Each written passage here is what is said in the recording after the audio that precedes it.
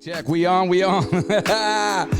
What's going on? Welcome to the Blackout Podcast. Yo, man, we excited. This is the first one. We're about to turn this one up, all the way up. I go by the name of ODM. You already know, man. Your daddy's favorite rapper, your mama's favorite DJ on the display. Over there, we got DJ Danny Boy in the mix, man, resident DJ. What's up, bro? Yeah, what up? We chilling, man. We got the very special guest in the house, man. I'm very excited for this. Yes. I know there's a lot of memories between both of y'all. Oh, we're going to get to that in just a little second, though, man. But we got to break this episode in because it's our very first episode, man, on the podcast, the Blackout Podcast. And look forward. This is what you're going to look forward to, man. This is a whole series of episodes that surround basically, you know, my background, my upbringing as far as music, everything, you know. I'm just going to say the birth of Lighter Shade of Brown is what it is, man, because a lot of people played important roles. Matter of fact, our guest today is one of the... he was part of the foundation, man, of this group. You know what I'm saying? And he's going to share a lot of memories and a lot of stories of how it started, how it began. We're going to hear about his background. We're excited. So what I need you to do, first and foremost, please share this podcast right here. I don't care if it's on YouTube, Facebook, wherever you're at, share it. We want to get those numbers up right away because this, y'all need to hear this, man. This is legendary in the making. You guys wanted, you know, something, a platform that's going to, basically, you've been asking for a documentary. You've been asking for some type of a book or on Lighter Shade of Brown. And we're going to just consider this podcast, you know, weekly. Just the next 13 episodes, man, will be all about that. So enjoy the ride. Let's get into it without further ado. He's known me since I was a little chavalo. Since I was Chopper at 16, DJ FABE Love, the original DJ of Lighter Shade of Brown. What's up, homie? What's happening? What's good, bro? How was the drive over here? I know you came from the west side, Rubidoux, right? Yes, sir. So I don't want to explain to everybody, man, you know what I'm saying, your background. That's your job. So I want to get into it. I will say that I know we connected when I was still in high school. And it was, you know, working on my solo deal at the time. I was trying to, you know, they were Cliff Ritchie, our former manager, was trying to work me a deal and whatnot. And I was with Jammin' James and we were producing and he was doing tracks for me. It was just all coming so fast. And then I think, did I link up with you before Jammin' James or was it after? It was afterwards. Okay. Yeah. And before we go there, let's go back further. You grew up in Rubidoux, right? Yes, sir. Which is West Side, Riverside. Yep. All right. You went to school, junior high, born and raised. Yep. Okay. And you went to school with Bobby, right?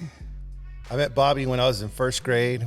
They had a combined class, first grade, second grade. Mr. Perez was the name of the teacher, and Bobby was in that class with me. Okay. How did your guys' world just come together, man? Because I see the different personalities that you do. We're talking DTX, my partner, rest in peace, by the way. This is like his very, very good friend from childhood.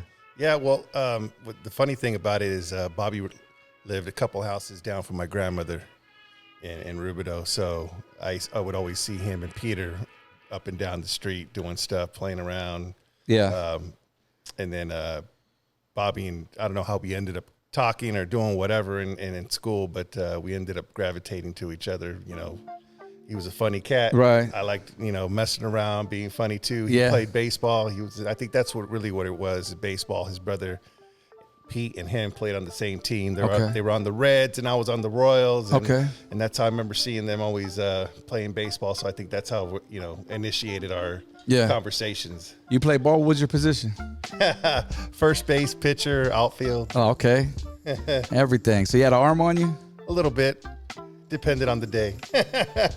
Is that the only sport you played? Was baseball? I tried football. Wasn't that good. Had the size, but not. You got the size. I was gonna say, bro. Well, yeah, I came later. I came after the burritos.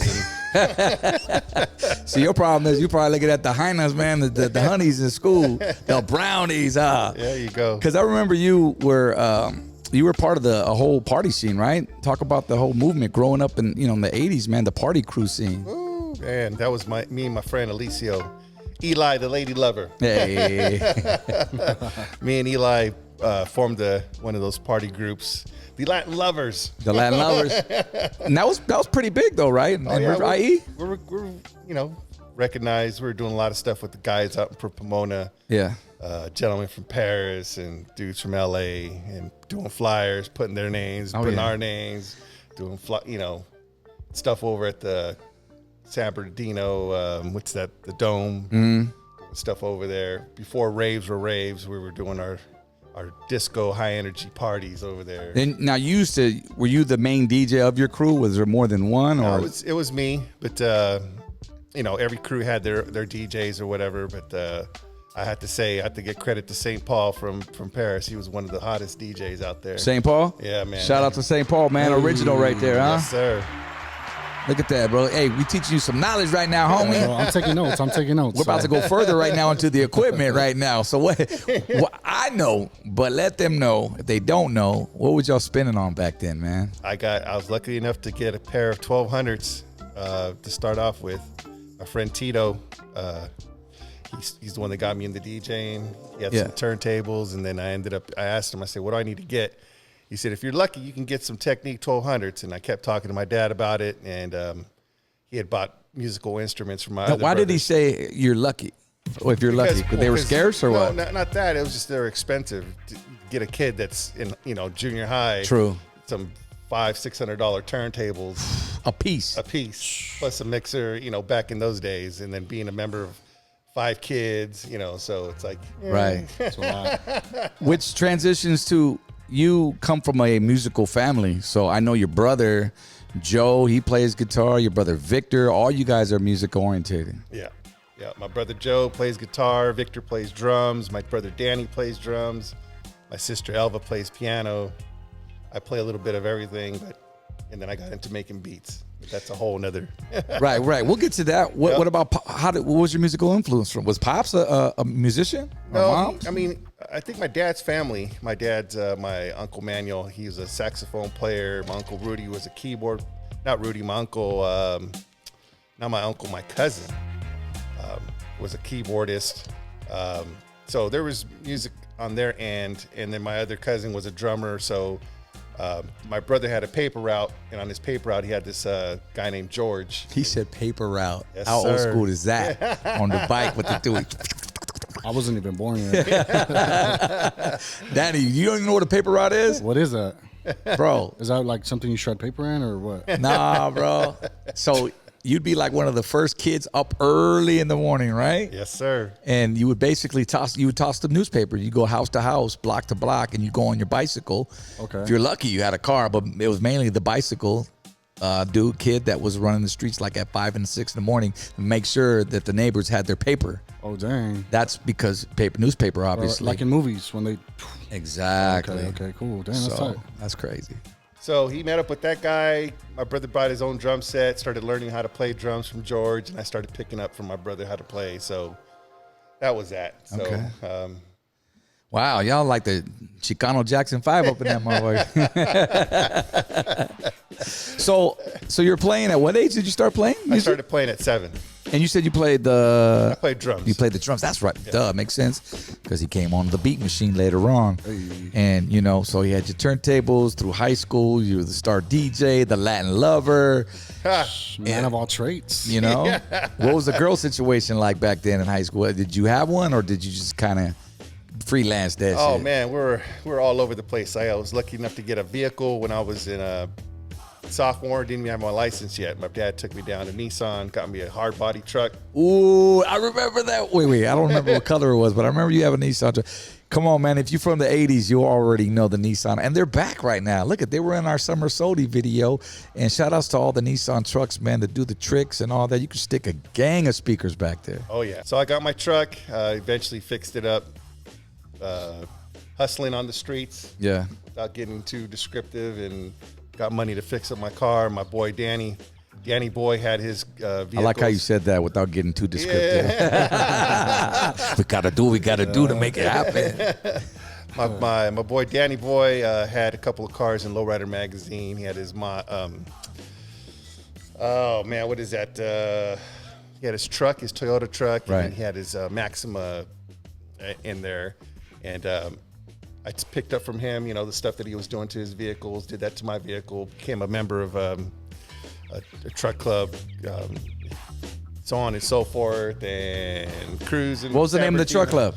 Well, the first one was all Nissan hard bodies. It was outrageous with Snugs, and then I ended up joining with Danny's crew and a guy named George out of East Side. Danny was the neighborhood. Well, I don't even want to say he was the neighborhood, but he was known for his painting, wasn't he? He was known for his vehicles and for. Or am I thinking of another guy that painted Daniel or something? It was some. Danny was little he had a little ponytail or no. Yeah, he had a ponytail. Okay, yeah. He had an Impala too, right? Later on. He had all kinds of vehicles. Let's just say. He had a slant nose Porsche. He had. What'd you Harleys, say? We won't be descriptive about the hustle. Oh, man. he made things happen. Yeah. So you had your hard body truck, sold that, and then I met you through Cliff, or was it through at Cliff first, right? Yes. I was in high school. I think I was a junior, and I was going to La Sierra in Riverside, and which is about 10 miles away from Rubidoux, not short, give or take. Yep. And Cliff had mentioned that he said, you know what? Oh, you need a DJ. You need somebody to rock with you. You know what I mean? He goes, I got this guy. His name is DJ FABE, and FABE Love, and I want to introduce you to him. And that's what I remember. I remember meeting you. I think it was at a mall or something like that, wasn't it? Or do you remember when we first crossed paths? I think we ended up going to where you lived at, across from La Sierra High School. We ended up meeting at your place. At the apartments, all right. Yeah, we ended up going over there because he'd played me your demo. And I was like, cool, man. What's up? So Wait, hold on. Let's stop right there. Stop the music. 33 years later, what'd you think about my demo? it was cool, man. Stop lying, No, dude. for real. Because you were actually. He's a critic, bro. He's a critic. No, he was mixing it up, English and Spanish. The Spanish was a little choppy, a little pronunciation. But hey, when I did Spanish stuff, I got told the same thing. You sound like you're ghetto. You have a hardcore accent. So He was like, yo, no sabo kid. No sabo kid. He knows what they call him nowadays. no, but his first song was with Oye Como Va beat in the background. It was Santana. Oye Como Va, here's how it's done. Let's go. It's how it's done. I remember shooting the video, man.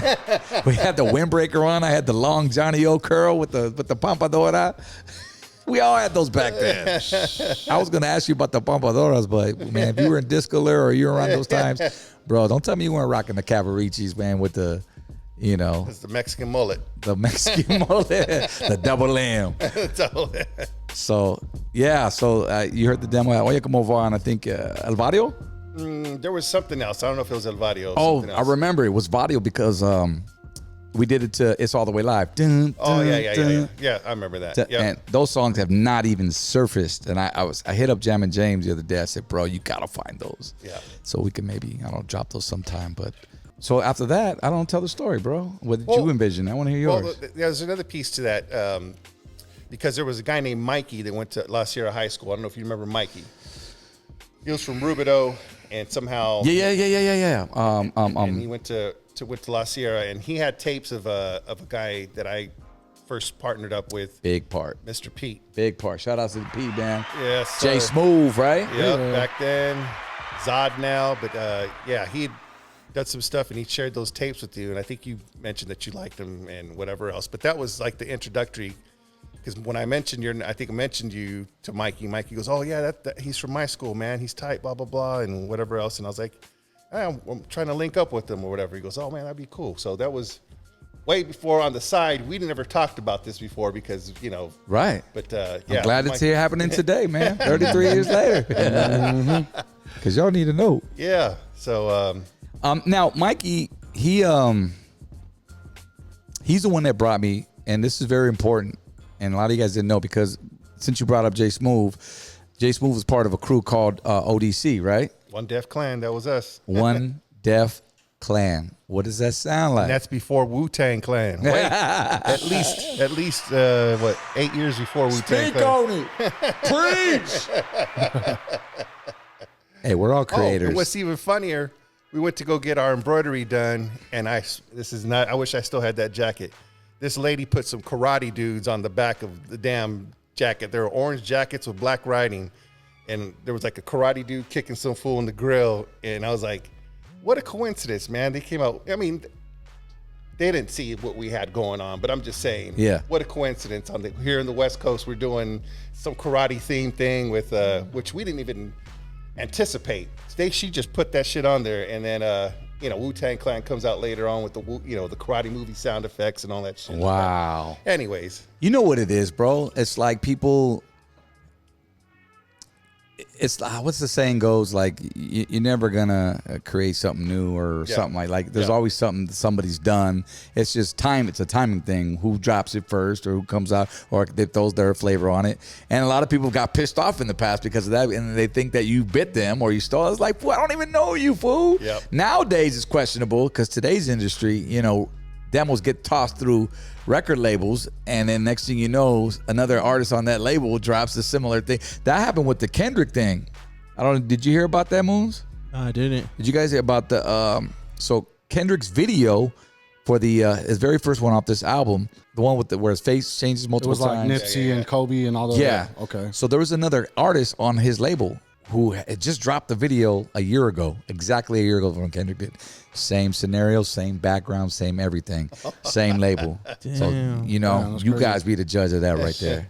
But that's just the way it happens sometimes. Yeah. I mean, we've gotten people have dissed us on record, man. On record for like using a sample that they use. Like, fool, first of all, it ain't your song. It ain't my song. Yeah.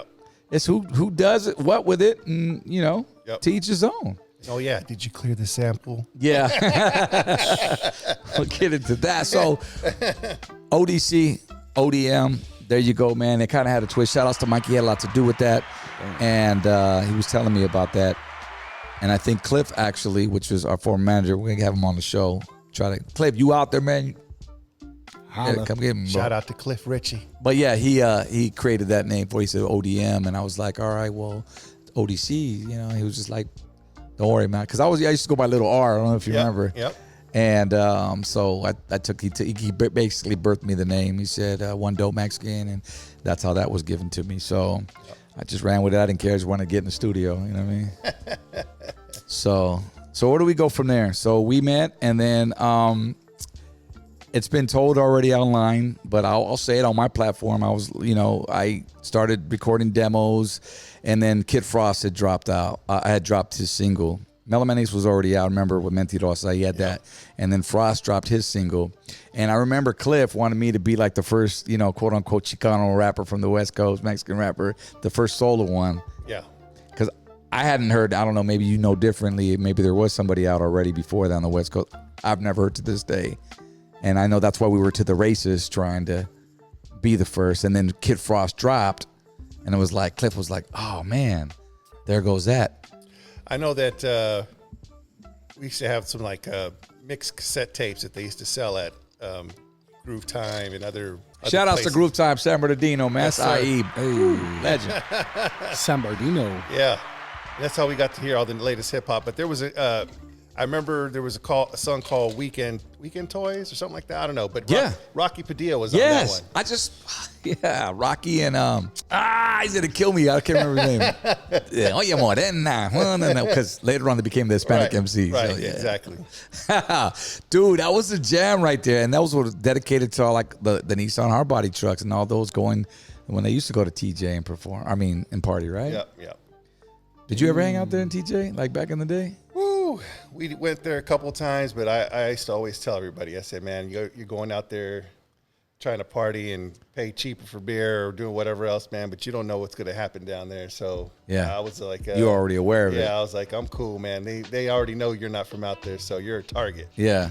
I know people are going to disagree because, I went out there, had a great time. Well, that's good. We're talking 80s, right?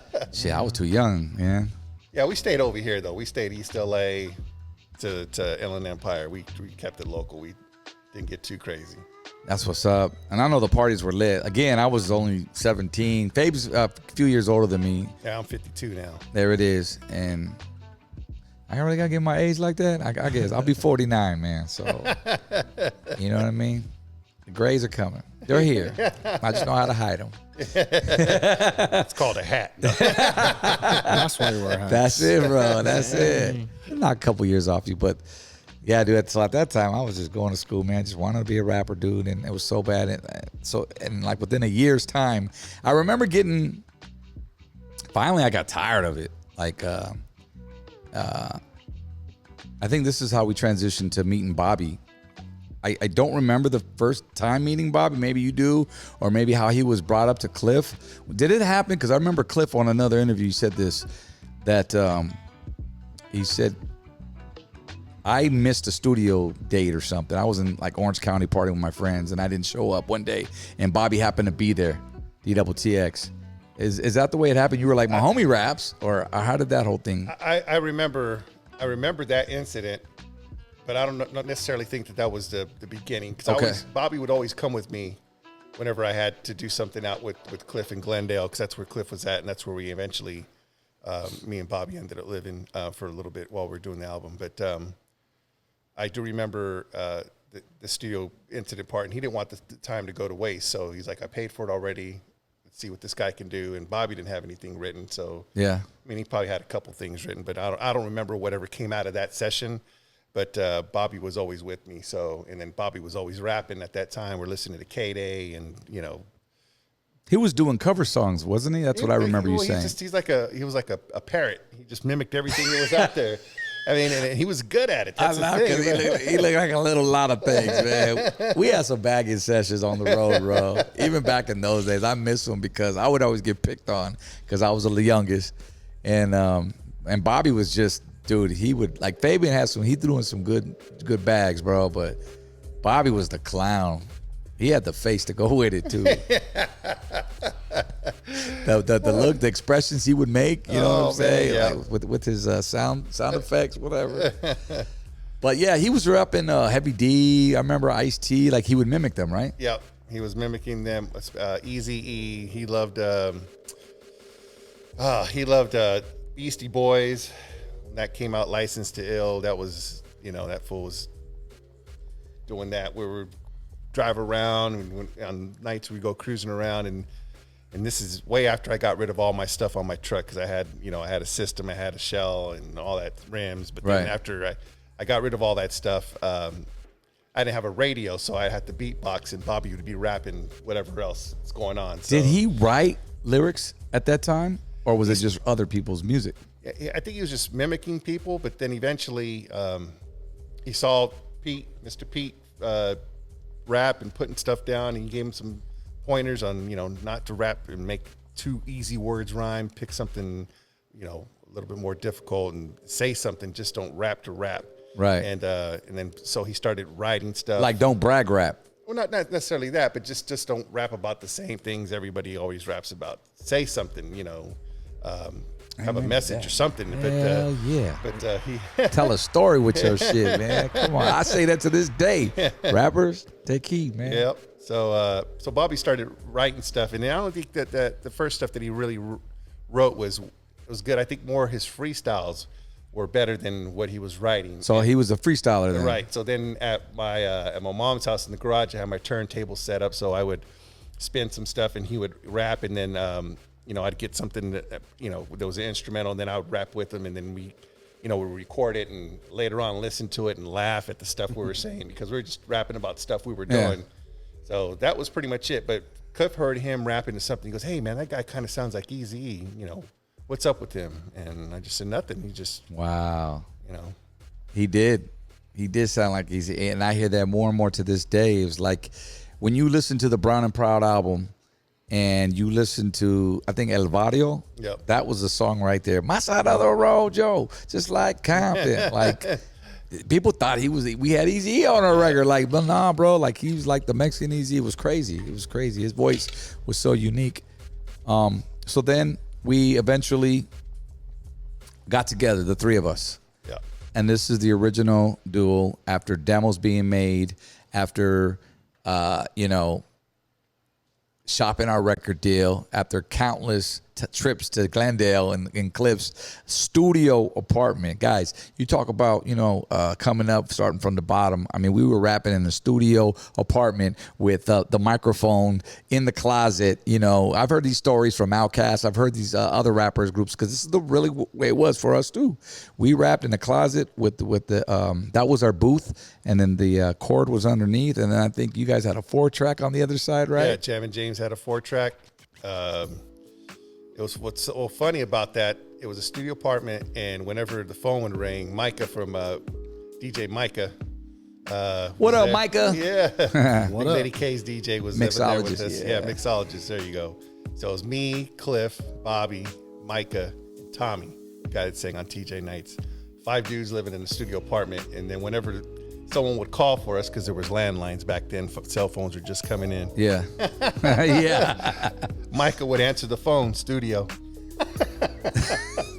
That's when we had the chip phones. Or was that before the chip phones? No, that's way before the chip phones, man. My first cell phone was a Uniden. The Uniden. That's before the Motorola Block. Oh man. Hey, do we got a picture of you mentioned TJ Nights, bro, and you mentioned King Ed. Yeah. Let's bring this one up right here. There it is, right there, man. One time for everybody who purchased this single. This was the one that really got us out there. You know what I'm saying? Well, regionally, I would say. But bro, when you look at this photo, bro, what do you think? That day was not chaotic at all, but it was just different because we were in TJ. We had our the photographer came out with us, the dude from LA. I forgot what his name was, but he did the majority of our pictures, our initial photo shoots. Darren Papas, I think his name was? Yeah, there you go. That's him. Yep. He shot Ice Cube. He shot Coolio. He shot all those vintage ones. I think he shot Cypress. He worked with the man. Profile Records. He did a lot of different groups that were coming out that time. And I remember being out in the streets, and there was this one dude that had a battery in a box, and these 2 metal things that you hold on to. And Bobby was always intrigued. I remember this story. Bobby was intrigued by interesting people, and it would catch his attention no matter where we're at, and it's like a magnet. So he went over there, and he's all, I don't even know if he said it in Spanish. He says, like, what's this? He goes, and he said, Fabian, how do I say what's this? I said, ¿Qué es eso? And he's all, ¿Qué es eso? ¿Qué es eso? And then the guy gave him the 2 things and the 2 metal things, and it was going to turn up the thing because I guess it shocks you to like get your adrenaline. You know those electric shockers? They're like 2 rods, metal rods, and you put them on, and he turned up the ampage on, right, and it buzzes you. Like they sell them in the freaking joke stores, man. They had the hand ones, the buzzards. It's the same thing, but to the 10th power, I guess. Yeah, but this fool had a wooden box with a thing to turn it, and he had a car battery in there. So Bobby was like, "Nah, here, hold." He goes, "You hold." He goes, "Here." He gave him back to him, and as soon as the guy grabbed him, Bobby turned the thing up all the way up on him, and homeboy went. He came back. He goes, "Yeah, you thought you was gonna get me, huh? Cuz I got you."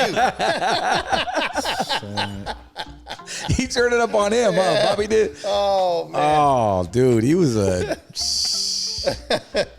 I tell you, man, crazy times. And do you remember we got pulled over when we shot the video for TJ Nights. We got pulled over by the cops, and there's a scene in the video. You'll see us just kind of like look up like this, and it was a real reaction of the cop going by us, the motorcycle cop who ended up eventually pulling us over. In TJ? Yeah. In TJ, bro.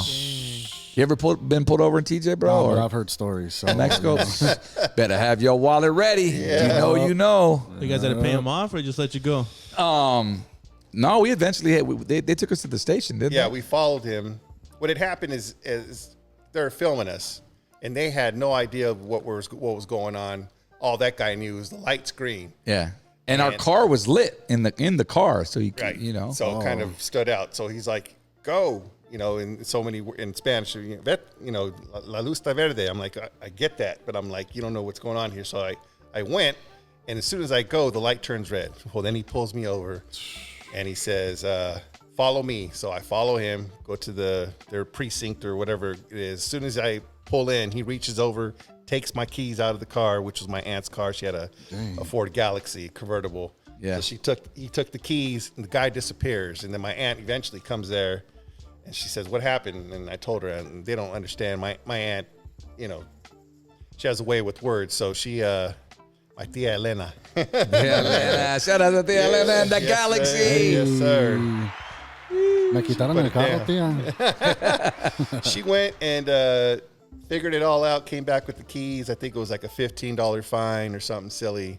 And then we continued to shoot the video. But $15? Damn. A cheap, huh, bro, back in the day.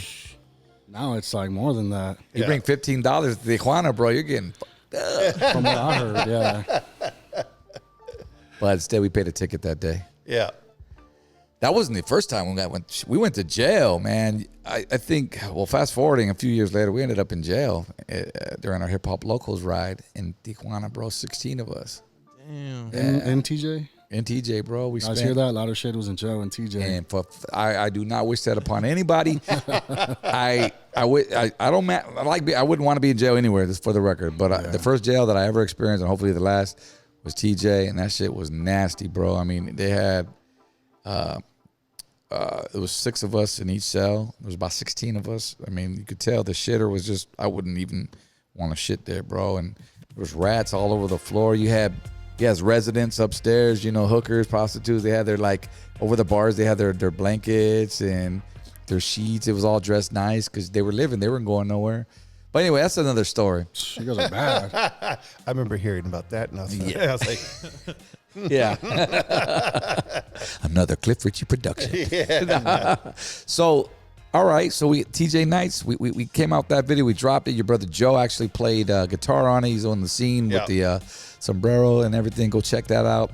And that was our first single off the Brown and Proud album. And then let's talk about where somewhere between the release of TJ Nights and our second single, Latin Active, was that when we decided to jump in management? It was, right after TJ Nights, a little bit afterwards, probably a month or two. That's when we tried to make a change there for a little bit. All right. So we linked up with, obviously things weren't going right between us and management. And this is my story. I'm sure you have your own, but it's pretty much the cards line. And we just saw some grass greener on the other side, let's put it that way. And we ended up linking up with Bobby Ross Avila, his dad. We did one of our first shows was with him in downtown Riverside at Bazooties. You remember that? Yes, sir. And we played another show. I remember the day specifically. It was November 22nd, 1990. Damn. And it was at Fiscalini Field in San Bernardino. How about that? Damn. And it was with Tony, Bobby Ross Avila, and like a shade of brown. And I'm sure there was a couple others on there. But, we was trying to grow, man. And we just weren't happy. I don't know, call it what it was. I don't know what this is. Why were we unhappy, bro? You would probably know. You were a little older. I just kind of went with the flow. I don't know. I think we felt that support from the label wasn't as much as we wanted to see at the moment, because Timmy T was Timmy T from our label. One More Try. Timmy T. That they were focusing a lot on him because he had just first time an independent label had taken a song to #1 with One More Try, and they were focusing on him because he was the hot commodity at that time. He was.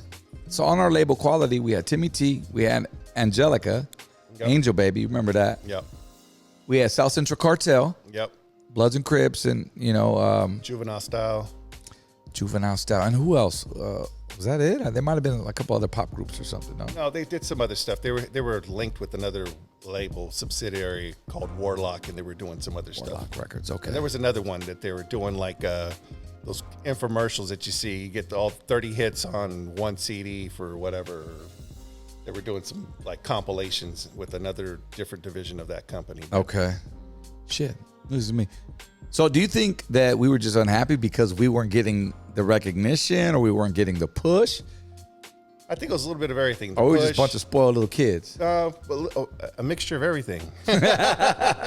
We didn't know, guys, because we're getting into the industry. Come on, things were. How fast were they happening for us, bro? It went pretty quick. It went pretty quick. Once the demos and everything was recorded, after Cliff shopped it around and then started getting response from it, it went pretty quick after that. So. And for the record, were we the very first Chicano rap group out from the West Coast. I think so, yes. All right. Amen to that.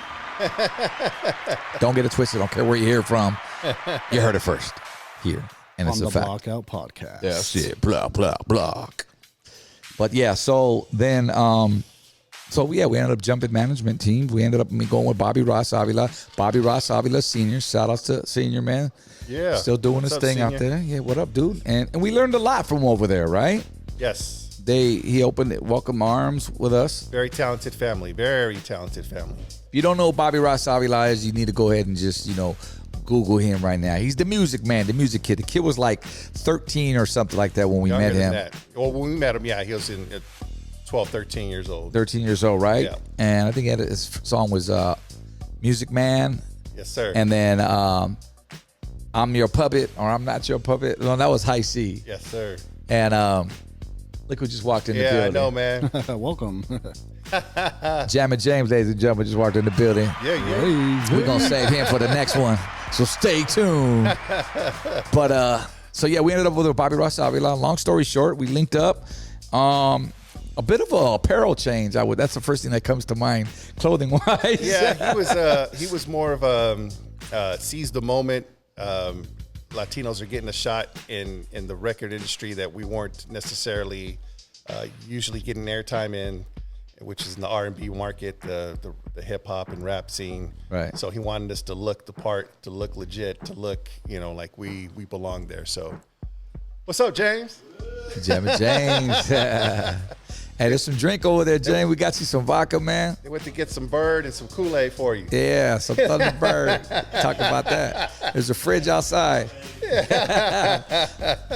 So I say that to say this because he had us up in, these Century 21 suits. They were literally like, you picture back in the day, like Heavy D would wear those suits, right? The 2-piece, 3-piece suits, whatever. Do his little dance thing, whatever. So with that came dance moves with us as well. So I remember rehearsing. Shout outs to Boy and Zelda. We would remember Boy and Zelda. Sir. We would shout outs to we would rehearse in their garage and we would do our dance moves. And yes, we went through this phase, and it was like, okay. What point do we rap? Because I felt like all I'm doing is dancing. Yeah. And then I remember that show we did with Vanilla Ice in the Orange Celebrity Theater. Anaheim Celebrity Theater. And we opened up for Vanilla Ice, and CNC Music Factory was one of our biggest shows. Yeah. And we were in those Century 21 suits, man. And I remember I got bad press the next day from the OC Register because I remember what it said from word for word. It said, lighter shade of brown. Your new act from Southern California, Whoopty Whoop, came on stage. Man, they were so busy dancing, they forgot to rap their lyrics because our vocals were on the track. So yeah, we were doing all this, and come on, man, like I was skinny, but I still was out of shape. I didn't know how to like dance and still rap. Man, I'd have been huffing and puffing, so they put our vocals on track just as backup. Yeah. So you can imagine the three of us, but I was the one that they picked out like the bunch because I did one of these, and then my vocals were still rapping, and I was doing all this. So they thought you were lip syncing or what? Yeah, man. But let's get down to the nitty gritty, man. It was all fun. We learned with the Rosses. Yeah, I love Bobby Ross Avila. That's my brother, man, and we go way back. Very popular. Him and Izzy. Yes. Looked him up, like I said. Platinum. Winning Producer for Janet Jackson, Usher. He's on tour with Usher right now, man. Go check him out in Vegas. Like Macy Gray. He's the dude playing all the freaking, you name it, all the old schoolers from Earth, Wind and Fire to Kool and the Gang, all them, dude. Ross is kills the talk box too. Is he? Yeah. So, dude, learned a lot from that kid too, music wise. But just things just didn't pan out. And I'm gonna say it because I don't hold shit back. It's the Blackout Podcast, baby. We keep it 100 right here. And I really felt like, honestly, it got to a point to where I felt like being that Ross's dad, father, Bobby Sr., kind of just favored his son a little bit more, too much. And I felt like blood is thicker than water, as you know. And I just felt like everything, even from shows to like even selling our merch, you know what I'm saying? What we wanted to do was like had to go through him first, and if if Ross wasn't allowed to do it, something that like if we got on our own and promoters were hollering at us, everybody was hollering at us, we were just blowing up a little bit, quicker than the Snicker, but it was like if Ross wasn't a part of it, then we couldn't do it. I was like, oh man, it's like, and that's what I remember. A couple scenarios, and I don't know, man. At the same time, I mean, we came into a situation with Ross had been signed to a major label, had just come off a tour with the New Kids on the Block, so he had the buzz a year before we actually joined up with them. So, in that perspective, they thought, he still had the ball rolling. But in all actuality, we were the prime age for the target audience that they were going after, and he was just a few years younger than us. So I think that elevated our worth because, hey, we're you were 16, initially, right? 15, right, 16. right, yeah. And then me and Bobby were, 3 years older than you. Bobby's like one more year older than me. So we were at that prime age of the people that were actually going to these shows, and that, we were lighting the stage up, bro. And I think that we just had, number one, we were two different genres of music too. Yeah, and that's the other part. Hip hop and rap was starting to blow up, and then the R&B stuff was, not say tailoring off, but there was already a lot of established groups that were putting out songs and putting out singles that were getting airplay. Right, absolutely. And that's all I remember of that. And there was no love lost. There were some words that were exchanged, I know, between Senior and myself, and even my mom, because she managed us, or managed, my situation. She managed a lot, the group, when she could. She took care of us when she looked out for us. But I know they had some words, and it was just all bad from there. But we just kind of did this, and then me and Bobby ended up coming back to Cliff Ritchie, our first manager, and you stayed. Yeah. Why? He said, if you want, we can create some stuff here. You can, I got a studio, do whatever you want, basically, not, in so many words. And at that point, BBD was hot. I was more in tune with what was going on. I didn't know necessarily if Lighter Shade of Brown was going to be at the level of, national stardom versus, people that were singing and rapping and doing that kind of stuff. That whole New Jack movement was like really blowing up. So I was like, I'll take an opportunity to try to see if I can make something happen. Do you think that it was because you weren't sold on it, that it was like our movement, this movement that we didn't know where it is today, totally blew up, was gonna go? Is that what you're saying? Like, yeah, you didn't a little bit, it was gonna explode? Yeah, because TJ Nights had whatever, it was like whatever. But as soon as Latin Active, to me, the official first single was really Latin Active, because TJ Nights was just like a courtesy of them playing our song and saying, okay, here's a new rap group. Right. But as soon as Latin Active came in, that's when Power 106 started playing it. That's when, the other stations that weren't playing TJ Nights started playing that song.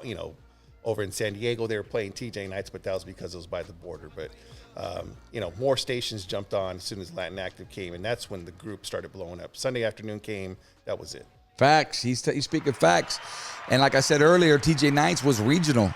Like, that's really, and that's exactly, he pinpointed the cities that they were. I remember we drove out to like Texas. That's when we were backpacking with our CDs and cassettes and doing all that run, pushing the Brown and Proud. You got the Brown and Proud album? And this was the album that had our first hit records, man. TJ Nights, which was, I want to say regional, but I mean, it ended up going like Southwest. But Latin Active, like you mentioned, was the one that really got us out there. Did you, okay, forgive me, and I even know James is in here, but I always go back and forth with your guys' production. Did you do TJ Nights? Produce?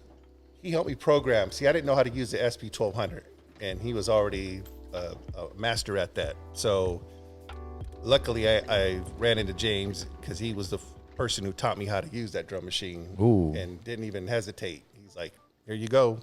He would leave it sometimes so I could do stuff on it, and I appreciate that. He's an all right dude, huh? Yeah, no, he's all right. He's an all right dude.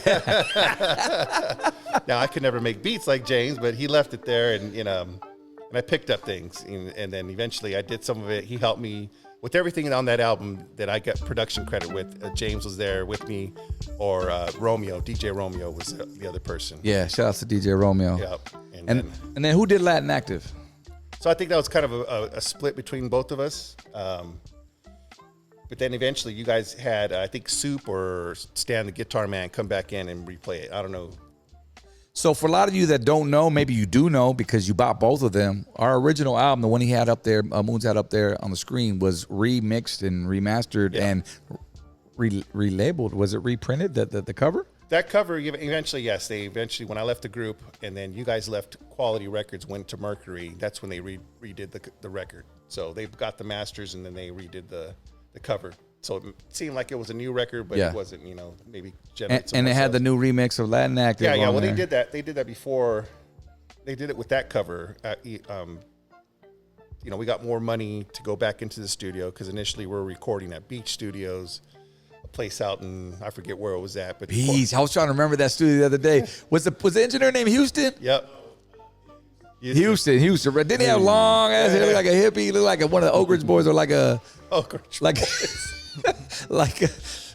70s rocker. No, what was funny about it, because you and Bobby would always complain, hey man, I hear something in the back.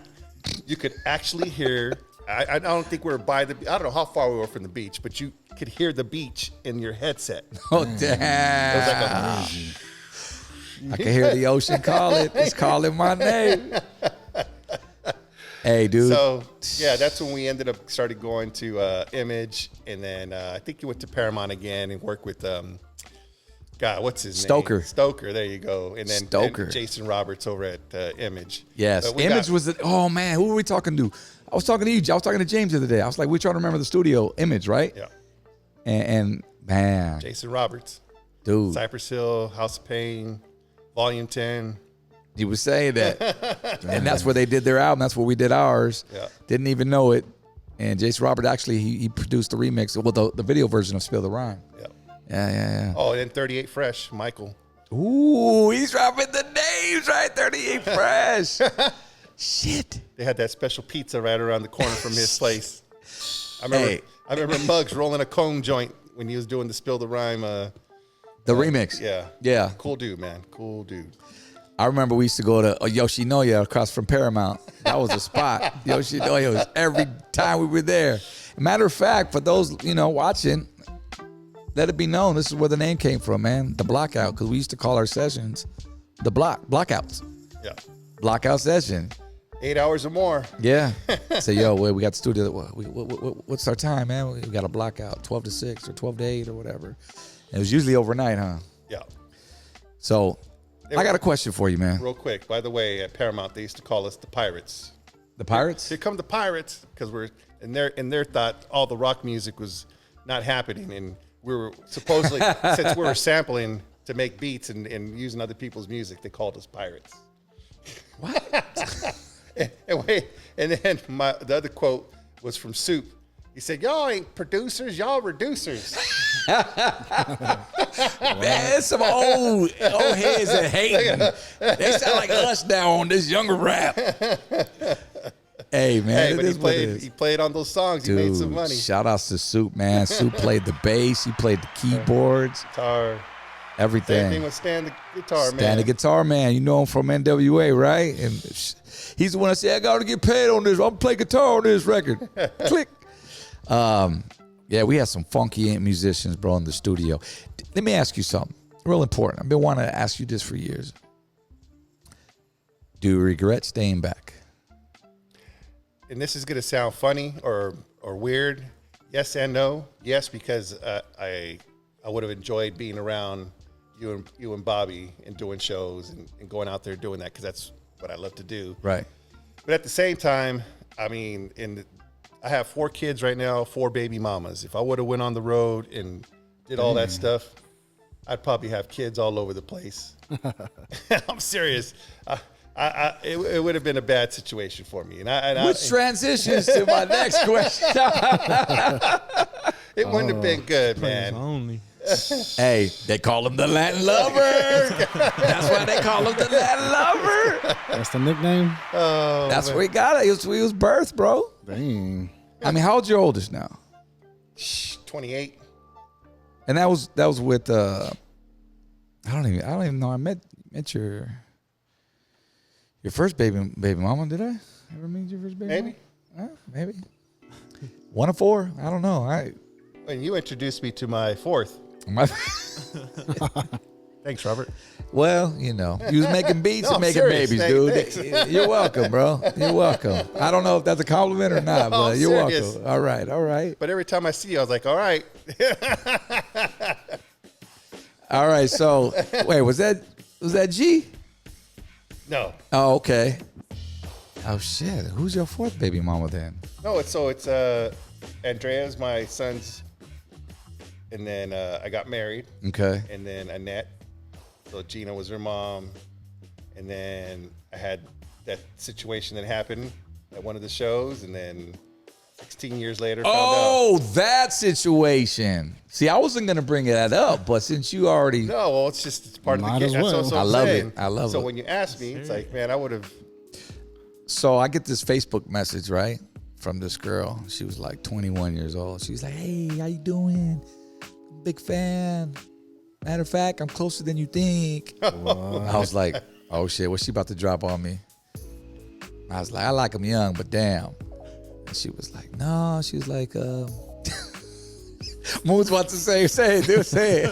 Mr. Seaman, baby. He calls me Mr. Seaman, baby. For whatever you want. That's a joke. Damn. No, dude, but this time, it wasn't me. No, but He got up like Maury and started dancing.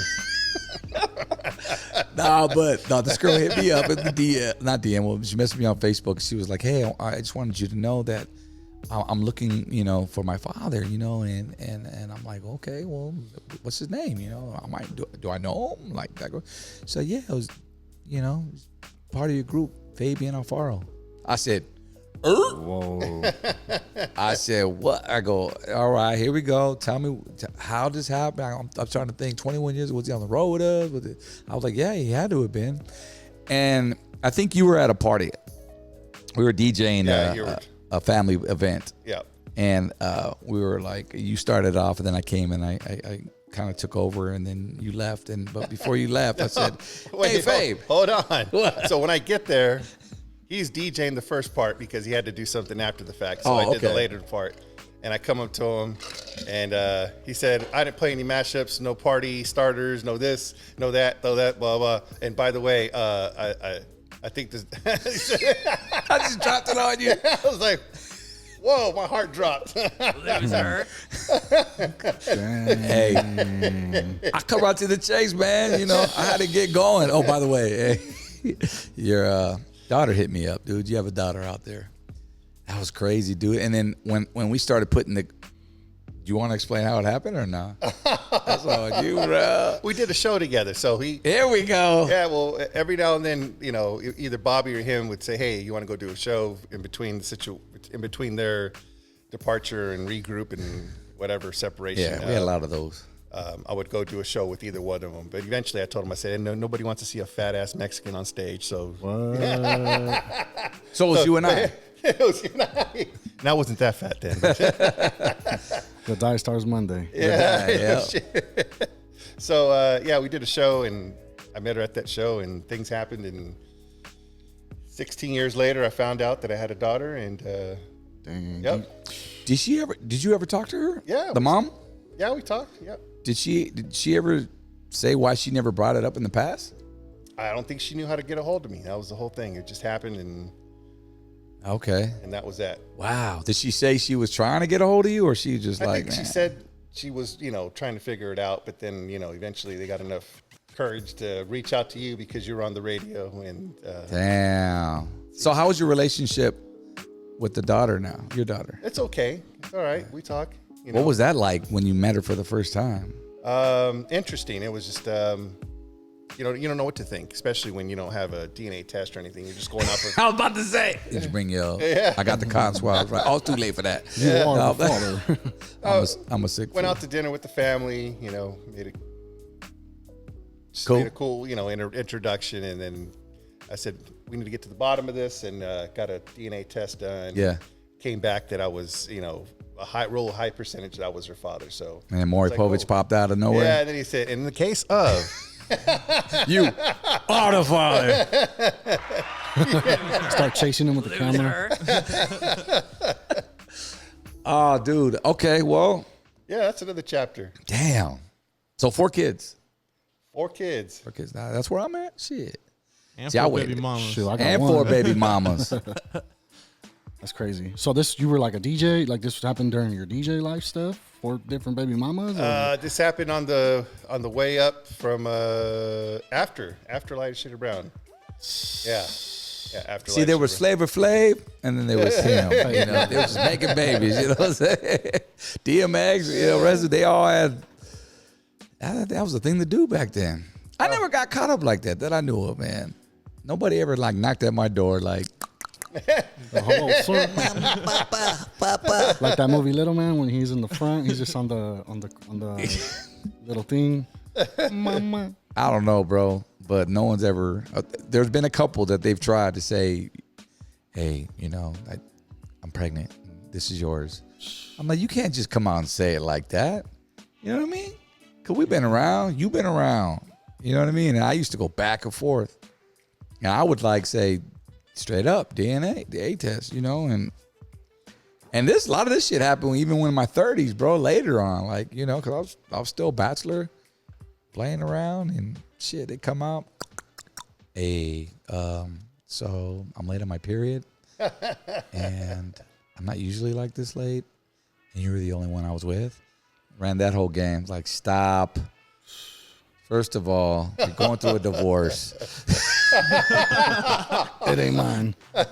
You know what I'm saying? Yes, I know you see your baby, you know, you see him occasionally. No, but yeah, I actually made somebody wait 9 months. Wow. Because for the DNA, I said, you know what? Come see me in 9 months. Because that's bullshit. Because I know you ain't the only one that I'm not the only one you sleep with. Same, vice versa, you know. Dang. But it is what it is. So come back, and she did. Showed up at my doorstep with the baby. It's not yours. Did the cotton swab test, and it was negative, bro. Whew. That was it. Damn. That was it. Seaman. That was it. That's the semen, baby. What's going on between them sheets? That's why he wrote that song. Nah, dude. I was a freak. We want to get into our stories. Groupie stories. But shit, dude. Well, that's all that I wanted to ask you, man, going back to that. If you had any regrets from staying, behind and doing your thing. But, I mean, even so, you still maintain, you still were doing your thing, you know, as far as producing and everything else and working with different acts. I know you got a lot of acts out of that, you know, gigs. And it was just something that I always crossed my mind. Yeah. Of course, you know, you always look back and say, man, I wish I was there doing whatever they were doing and being a part of that, for sure. You know, but then, like I said, me being irresponsible with my situation with women, you know, it would have been a mess. Yeah. So everything happens for a reason. You believe that? Yeah. Sometimes, yeah. Sometimes. Yeah. But like I said, we're still good friends. We're, you know, the family that put this all together is still intact, and everybody can still speak to each other. So that's the great part about it. I know we didn't really get into DTTX, and I think, I don't care if we go longer, but I just wanted to, you know, I know you and I, we saw each other. We met up when we found out the news about him passing.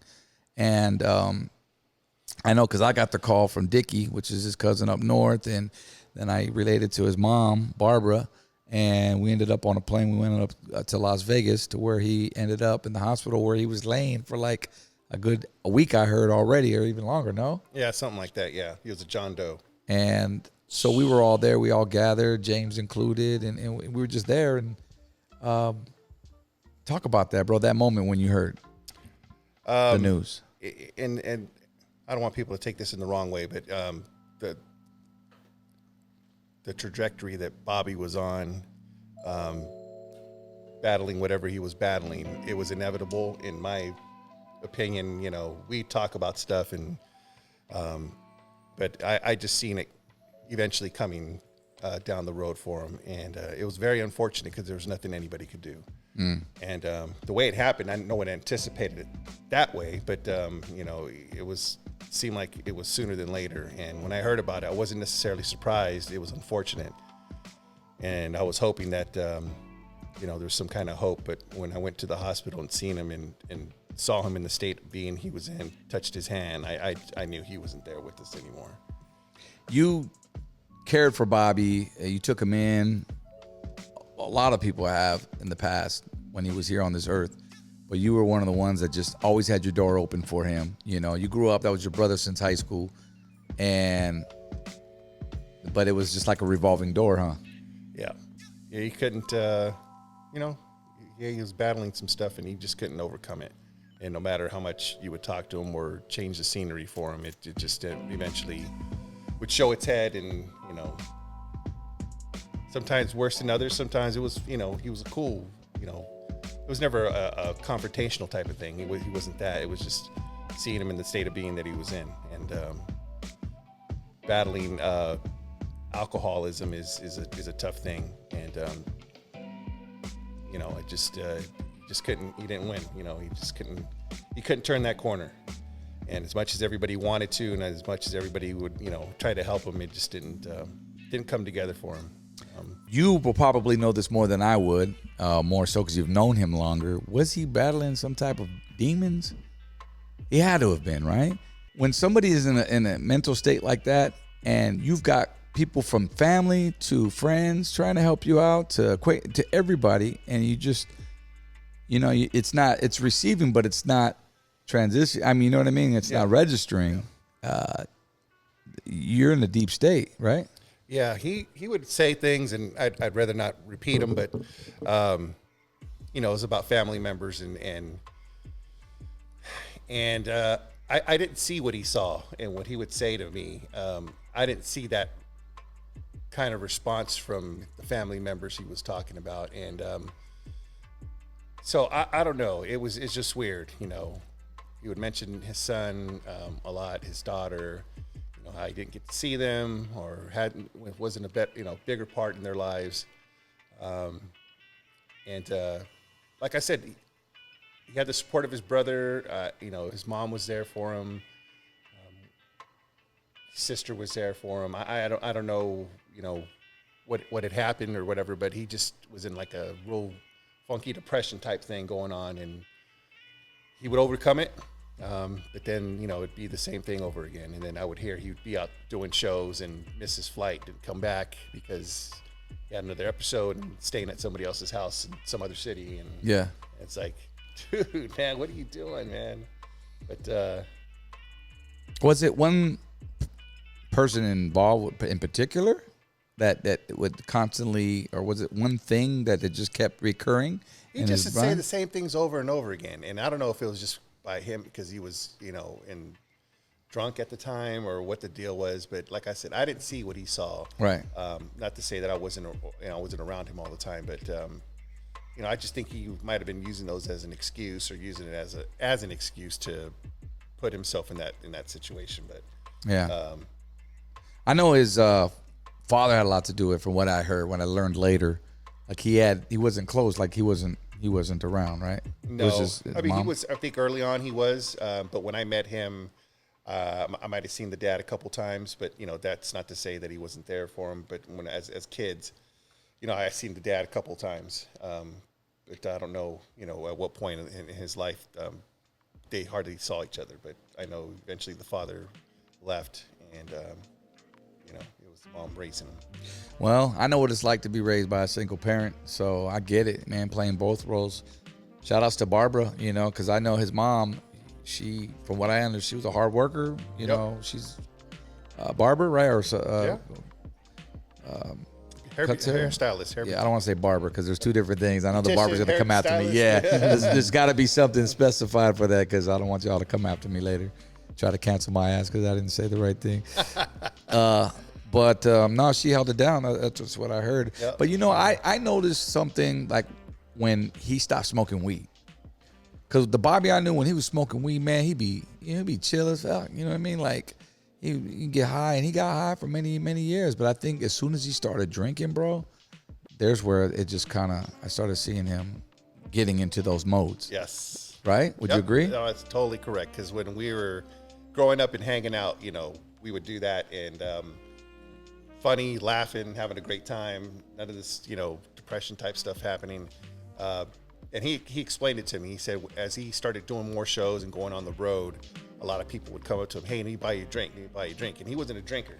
Right. But eventually, you know, when somebody keeps offering you something, you know, you take it. And you have a couple or whatever it is that at night. This was during high school, like no during. After, okay, you know, so he didn't drink during high school then. No, I mean he'd have a beer maybe, you know, once in a great big, you know, but it was mostly just smoking weed. Yeah.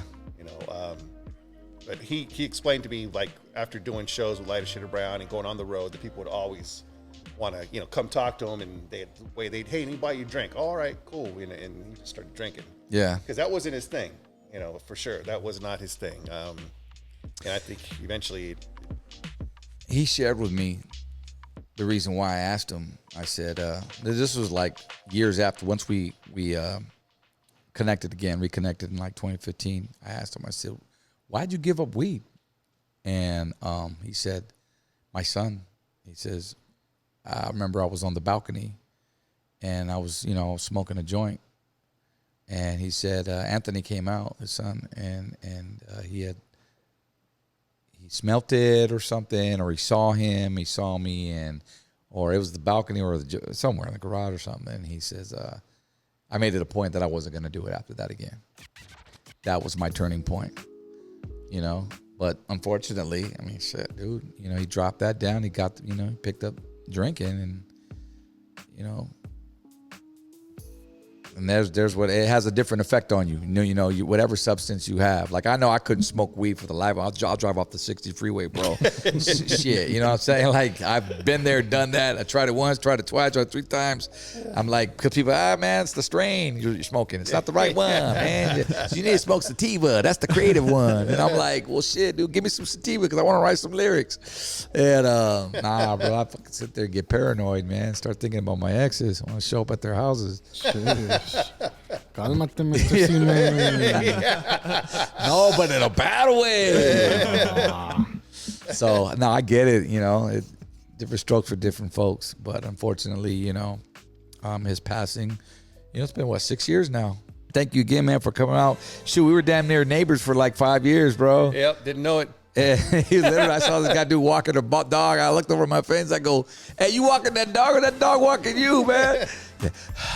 Hey, bro, I got to get it in. That's right. I got to get it in. But thank you for so much, man. I already know we're going to be in contact, bro. We got each other's numbers. Yeah. Where can they find you right now, man, if they want to come see you? I know you're doing a lot of casinos. What? Yeah, I'm entertainment part is me as an entertainer or doing anything is pretty much done. I'll DJ a party here and there. Right. I work at Yamava Resort Casino. Right. Formerly San Manuel. Yeah. They call it at San Manuel. I'm the production manager there, advancing all the touring acts coming in. So dope. I'm still involved in entertainment. Can't take that out of me. Dope. It's just what I love to do. I don't expect you to do anything less, man. That's what you know for so many years. Yeah. So if you're ever in the area, see this dude, man, holla at him, man. Guy's a legend right here. He helped form this right here, man. Us dudes right here. DWTX and the rest of the crew. Jammin' James, he's coming up next to Flex. Yeah. We're going to hear from him on the next podcast, but you're going to have to wait for that one. On that note, make sure you smash that subscribe button. Share this channel right here. Share it to your friends. Tag somebody. Let everybody know if they're a diehard Lighter Shade of Brown fan or if they're not, or they just want to hear this story. Hey, man, this is the Blackout Podcast, episode 1 in the books. Let's take a mouse. Yeah. Danny Boy, Money Moves. Yeah. The F, the A, the B, the L, the O, the V, E, DJ FABE Love.